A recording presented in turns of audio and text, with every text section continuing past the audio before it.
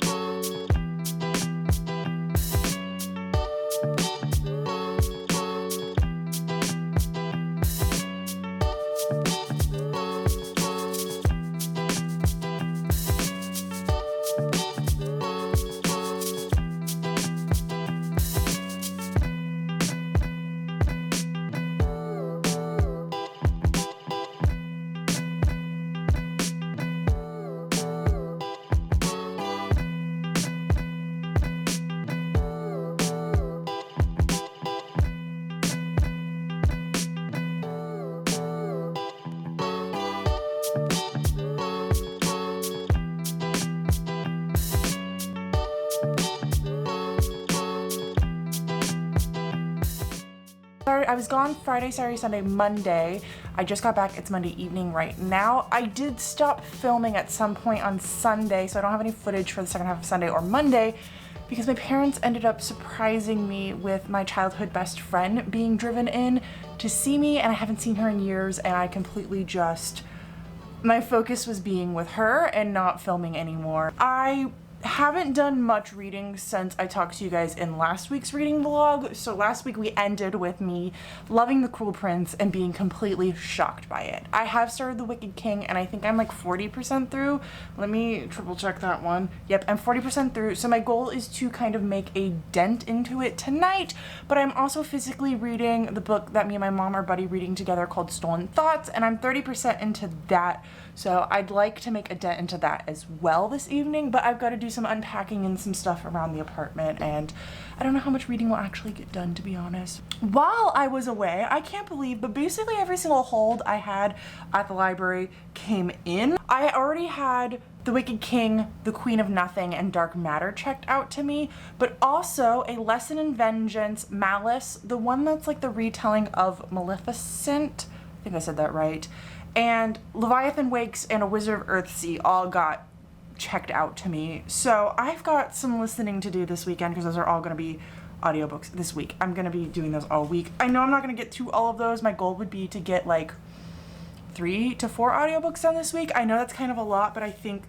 that's going to be my main focus, to be honest. Welcome to Tuesday. God, I've got to remember that it's Tuesday. I'm having the hardest time because Monday was off. I finished The Wicked King today. Really liked the ending of this book. The last 3 chapters were like super fantastic and I loved them so much. I have some predictions for what is going to be happening in book 3 and kind of how the conclusion is going to wrap up, especially just based on some of the wording of things that were said in this book. And I feel like it's super obvious what I'm thinking, but so far, Jude hasn't picked up on it in book 3. Most of this book I felt like was just kind of meh, though. I wasn't really in love with it. I feel like I lost a lot of what I loved about book 1, and that was kind of the unpredictableness and the cruelty of book 1, and there were still a lot of dark and cruel things in this book, just not quite the same. So I ended up rating it a 3 out of 5 stars. Not bad, not great. And then I instantly picked up book 3 and started reading it. I don't know exactly where I'm at, but I think the audiobook said like 16 These are all the books I've read so far this month. To be fair, I count this month as 2 weeks for me, but this is still ridiculous. Plus, there's like an audiobook that doesn't get put on that stack. The Wicked King, I didn't have for anywhere on my board. I am listening to it and I do technically own it, so I could use it for either prompt, but I don't know what I would use it for because it's definitely not longest on my TBR. It doesn't have more than 6 words in the title. I did not have it on my TBR before 2021. It doesn't have a ship on the cover. I stared at it a very long time because there's lots of water on the cover. It's not a heist book. Nothing is really stolen in the book. It doesn't finish a series, and the final one is green cover. And I don't think it technically counts as green. I think it's blue. It might be teal, but it's more blue than I'd like. So I'm going to add it onto my list of books that I am reading or I have read that don't fit prompts. And when I read 5 of those, they're gonna count as their own bingo. Right now I have 2 on there, which is Little Heavens. I only read 50% of that, but I would count that for being on the board, so I'm going to count it towards this list. And I read Glint, so now I've also read The Wicked King. I don't know how I'm exactly going to be keeping that list so we can all keep track of it. I have it for my own tracker, but I don't know how I can keep it for you all to track it. And then when I finish The Queen of Nothing, I might use it for finish a series. I have started something else which is really cool and exciting, and I want to share it with you quickly, and it's somewhat book related. I am taking part in the Magical Readathon, which I did decide to use The Wicked King for something in that. I think it was for my Earthling bloodline, which meant that I had to have an element on the cover or elemental magic, and so Fae do have some elemental magic. They definitely do. And there's an element, lots of water on the cover. So that's what I'm using it for. And I didn't use it for Bookobalathon at all. But I'm taking place in the Magical Readathon, and I have decided, I've been wanting to do this for a while now with something, but I didn't know how or like what exactly was going to be my qualifications for it. That's not the right word I want. You'll understand in a second. I didn't know what I was going to use it for. So I finally decided to make a journal for my character. So I do have a character in the Magical Readathon. Her name is Ori, or her nickname is Ori, and I've drawn her a few times already, and I'm working on the reading prompts so that she can actually be real. And I decided last night that I wanted to actually put into place a journal that kind of something she would keep as she's going through this land, going to this school, because she is a scholar and is researching things and is constantly learning more things. I thought it would make sense that she would keep a journal, and I thought this would be a fun way for me to keep track of everything I do for Magical Readathon over the years. I have been distressing it and destroying it like crazy. This thing was pretty much brand new. I had drawn in like a few of the pages, and so I just ripped those out. But I have been really making this used looking. So I have filled out a few of the pages, and I will show them to you right now while I'm talking. But I'm really, really happy with how this is turning out. There's a lot of stuff in here that just like is kind of gibberishy for right now, but it's really cool and I'm happy with it. And I'm trying to think of it as like, how would my character use this journal? So I'm gonna have lots of drawings of nature, things she would see, things she would learn whilst researching and reading other things. I'm gonna have my book reviews in here for the books that I read for the challenges, the path that she would take, and eventually all the classes that she will take in this school. And I'm really, really freaking excited about it. Hello! I've made a small amount of progress on Stolen Thoughts. I think like 5% to be honest. And then I decided to pick up Savage Lands, which I needed to. But I've only read 30%, 30 pages. I'm gonna sit down and try to keep reading, but I'm just like in a distracted mood tonight, so I'm also just gonna be like, you know what, fair. I wanted to pop in because my freaking head is throbbing. If you don't know, you can see it right here. A few weeks ago now, I hit my head on the ceiling fan, and actually, I don't think I've shown you all, but I did some major damage to the fan. I was looking at it recently for something else, and it is cracked like through multiple places. I need to replace the blade completely because of my damn head. I am going to be putting some peppermint oil on my scalp because basically, even though the cut is right here, I have nerve damage from my eyebrow all the way to the back of my head back here. It doesn't always hurt. Sometimes it's just like a large sensation, but I can pretty much always feel it now. But tonight it hurts. It hurts really bad. So I've just taken some ibuprofen, which will help with swelling, but I was trying to think of what might help. And then I was like, maybe peppermint oil. So I'll let you all know if this works. So Savage Lands is trying to convince me that a human is the love interest. Okay, let me back up. It is the story of this like alternate future, I guess is the word. I don't know, not too distant future from what it seems so far, where Fae have come into our world through Europe, and our main character is living in Budapest, but Budapest has been split up into Buda and Pest, and she lives on the human side, which is Pest, and the Fae / like really rich humans live on Buda side. And she is like a thief and steals from them kind of just for shits and giggles. Did you see that? That was lightning. She does it just because she can. She literally doesn't care, but because why not? She gives to the poor. Childhood best friend, so I think it's gonna try to be friends to lovers, love triangle. I'm not totally sure yet. Let me just tell you, it's a Fae book. Fae, I haven't met any Fae yet, but like Fae have been introduced as characters. Like there are Fae in this world, and you're telling me that the main love interest is a human?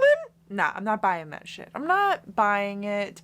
I'm really hoping this book is gonna do what I wanted Shadow and Bone to do, which is like, you're introduced to this lifelong friend, and he's cute, and he's fun, and he's charming, and he's the love interest, and then you're introduced to this like large magical creature being boy, and he's fun and deadly and great, and he introduces you to all your power and everything that could go right in your life. And what I wanted to happen was she chose the large magical creature being, but we'll see.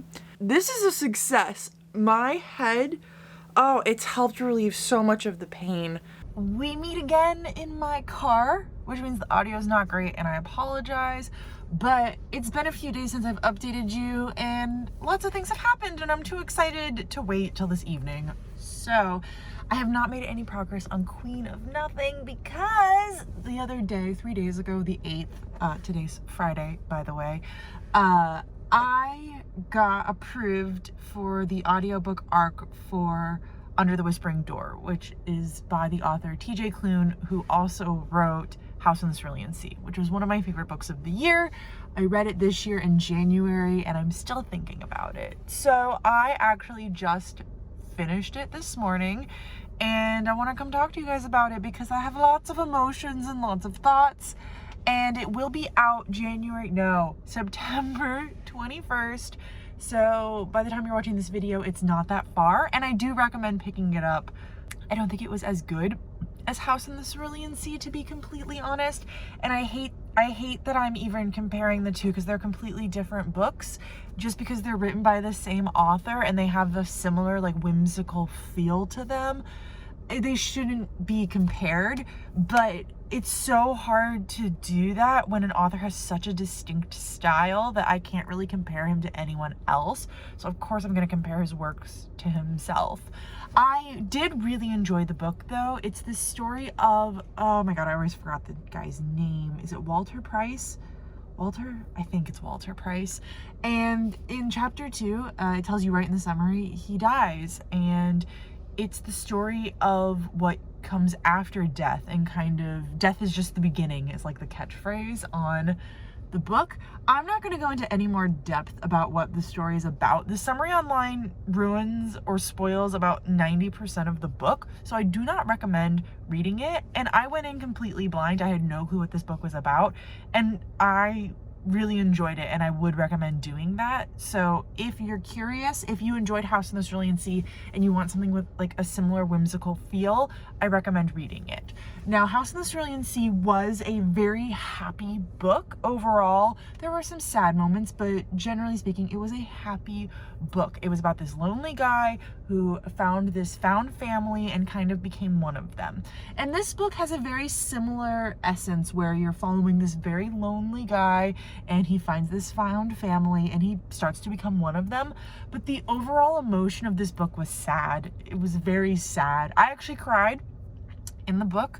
I won't tell you specifically what made me cry, but I will be giving the trigger warnings in a little bit, and one of them was what made me cry. So if you're super curious, just stay tuned for a minute. But I overall enjoyed it. I felt like some of the side characters were really flat. I didn't necessarily love what he did with Alan or Desdemona, but they are in the book so little that it wasn't like a huge impact on me or my rating of the book.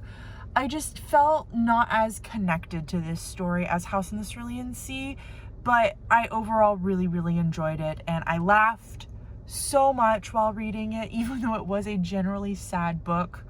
It was so good. So the author's note does warn about death and suicide being a theme and a topic that is discussed and seen and dealt with in the story, and those are very important things that you need to know going into them. But something he didn't say that I think is also very important to specify, and this is what did me in, was there was an on-page animal death, specifically someone's pet. They had to euthanize a pet, and it's very quick. It's like a page at most. It's very quick. It's very peaceful. It is done very respectfully. But I last year had to put my dog down in a similar way. And so when I just got to that part, it was emotional for me. Again, it was very quick, and if this isn't something that's super big for you, you're not gonna be affected by it. Like I've listened to it, I've moved on, I'm good now, but it was just so realistic that I want anyone who's dealing with these kinds of things to know about it beforehand. I rated it 4 out of 5 stars. I was waffling between a 4 and a 4.5, but I don't like convenient endings.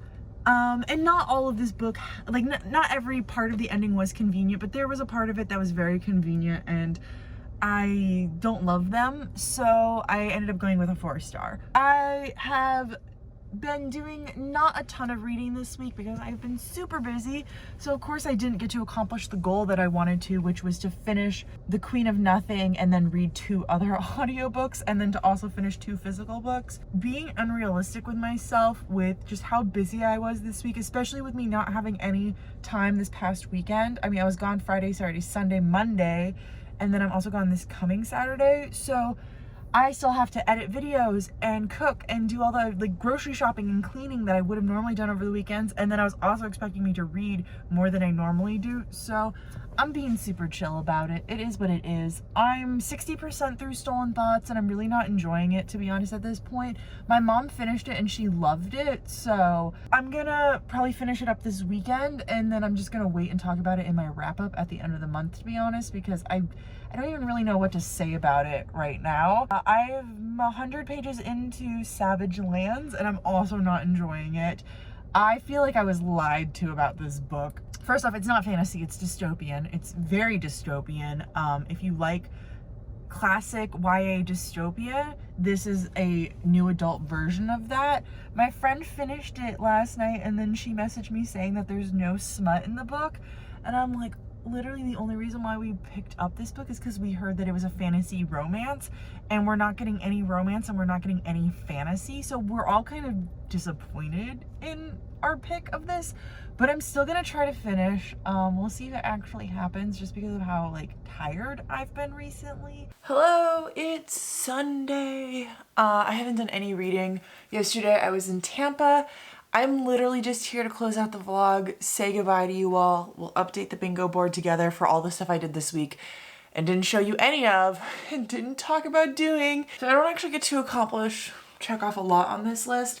I did go to the library this week, and it was just to drop off my books that I borrowed last month. So I'm gonna count it, but I'm going to because I'm tired. I don't feel great, and I'm gonna let me get away with shit. I also finished House in the Cerulean Sea, which was an ARC, so I never know if I should put it in owned or library. I kind of feel like, weirdly enough, that ARCs should be able to fit anywhere because like I don't technically own it. Like I know I was given the book, but I was given the book for a certain period of time. Like I don't have the book forever with how NetGalley works. I'm gonna let me count it for library, and I'm gonna use it for green cover. And I know that earlier this week I didn't use the Wicked King for green cover because it was just too teal, and that the colors are very similar actually, but because that Under the Whispering Doors cover is reflective of the woods, it feels more green to me than the Wicked King, which is reflective of the ocean. I'm gonna say it's fine, and that gets me my first bingo for the month. I'm excited about that, to be honest. I have definitely done an audiobook walk this week, but I'm not gonna take that off because I'm gonna leave it for next week. Give me some more fun things to do. So from last Thursday to this Thursday, I wasn't supposed to buy any books and I completely forgot about it. And I pre-ordered something. I pre-ordered House of Sky and Breath by Sarah J Maas finally, because what happened is I've been watching online Empire of the Vampire and it just was too expensive for me to pre-order. I just can't keep buying books that are $28. Like I can't do that. So I was waiting for it to get published and I thought, okay, once it gets published, it's going to drop down to like 20 bucks like a normal hardback does. But it went up. It actually went up to $37 and I'm not paying 40 bucks for a book. So I'm waiting for it to drop again, at least to $28, I guess, before I order it. So I got nervous that the same thing was going to happen to House of Sky and Breath because I've heard recently from some people online that they're having problems with pre-orders, and if you don't pre-order books, it's going to be really difficult for you to buy them after they've been published. So I decided to pre-order House of Sky and Breath. I don't know. I think I did it on Wednesday now that I'm remembering, so it doesn't count. I haven't not bought a book for a week. So I'm going to have to go from Thursday of this week to Thursday of next week and try not to buy a book in order to get this one crossed off. That's unfortunate, but it's fine. And that's it. I'm very tired right now, if you can't tell. Anyways, let me know what you're currently reading. I'd love to talk to you about it. I actually think I'm gonna do some painting because I did some painting the other night. I haven't painted in so long. I haven't done painting in so long, and the other night I decided to sit down and paint one of these like wooden coasters that I have, and it was really fun and enjoyable. So I have some canvases next to me, and I think I'm just gonna chill and paint, which does mean I will listen to audiobooks when I do it, but I need to go to the store and get some more paint because I'm low on the colors I need. I'm gonna leave you all and I'm gonna go do that and possibly buy some mac and cheese because that sounds really good. I don't remember how my outro goes, but I'll talk to you in the comments. Bye.